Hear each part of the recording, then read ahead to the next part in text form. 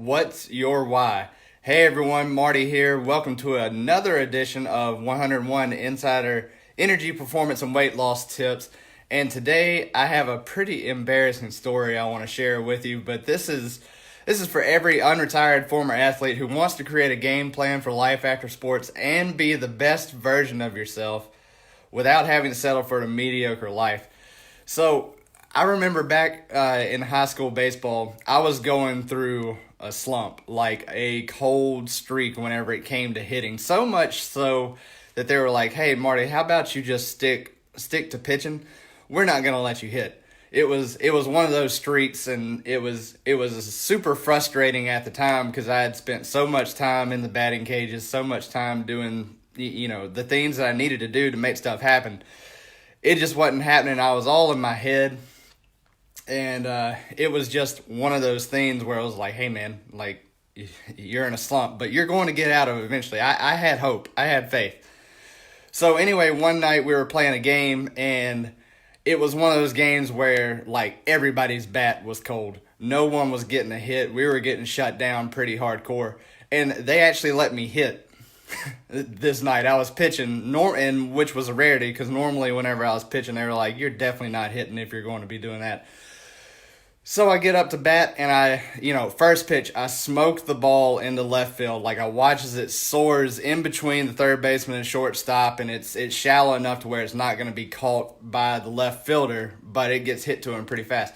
So as I'm watching this, I turn and I'm looking into left field as I'm running to first base. My cleat gets caught, or my shoelace gets caught on my cleat, and I face plant. Just boom, hit the ground hard, face, chest, everything. And in my head, I'm like sitting there and I'm like, oh my God, man, I just got hit with a sniper bullet. So I was laying at the ground feeling like a chump. But I mean, like, all this is going through my head like in a split second. Like, I must have been down just for a fraction of a second. I was like, hey, man, it was like your teammates, your school, everybody's looking at you. Get up and run. And I actually, let me tell you, I also got made fun of for being slow, like is in the speed category and running. And I ended up getting thrown out from left field all the way to first base. And so I had to live with that for a little bit. So what does this have to do with you? Well, it all comes down to the reasons why you get up and want to be the best version of yourself in the first place. And so I wanted to share with you a few reasons that parallel this on why you want to be the best version of yourself. And reason number one is you want to be an all-star provider. And you don't realize the impact that the void of life after sports have whenever it's not there. Like, I remember with me personally, baseball got replaced with band and school and a new girlfriend who had become my wife. And it wasn't until several years later that I really realized, like, the impact of, like, the void of what was going on. And I realized that after a while I had been numbing myself with this, that, and the other, and just had misdirected the old competitive spirit.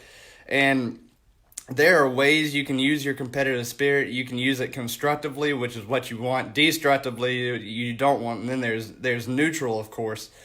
So it's all about being able to show up and play the game and be the best version of you. And reason number two is you want to have unstoppable confidence when you get up there. And trust me, after doing something like face planting, and life had a way of face planting me after the career was over. But you want the ability to perform in all areas and have confidence while you do it. And there's an old saying that my dad introduced me to back in the day and that's the difference between a champ and a chump is you. And so I remember laying face down in the dirt. It was like, you're the one that's got to get up. You're the one that found yourself in the situation. You got to go. And now, reason number three, you want to maximize time with your loved ones or your teammates or your friends, however you want to look with this. And it's not just the amount of time that you're trying to maximize, it's the quality.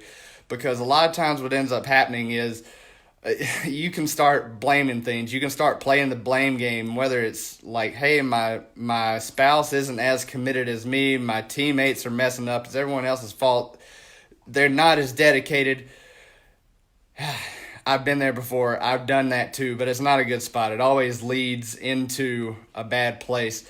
So happiness truly comes whenever you start dedicating yourself to being the best teammate possible. So how should you move forward from here? All of us know what we have to do, but what are your reasons why that make it a get to do? What is actually the reasons why that's going to make you get up and run after you've face planted?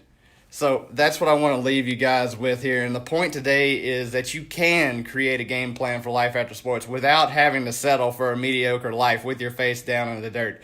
So if you're serious about learning more about this and a little bit more about the story of reawakening your competitive spirit and all of kind of like a highlight reel of mistakes along the way, Amanda and I have written this book. It's a real one. It's right here hitting me in the face like, oh my God. But anyway, we're coming out with an expert edition sometime soon. But in the meantime, you can get the first 3 chapters for free. All you have to do is go to gearedupinsider.com/athlete book and get the first 3 chapters of this book for free. And we'll see you guys next time. Bye.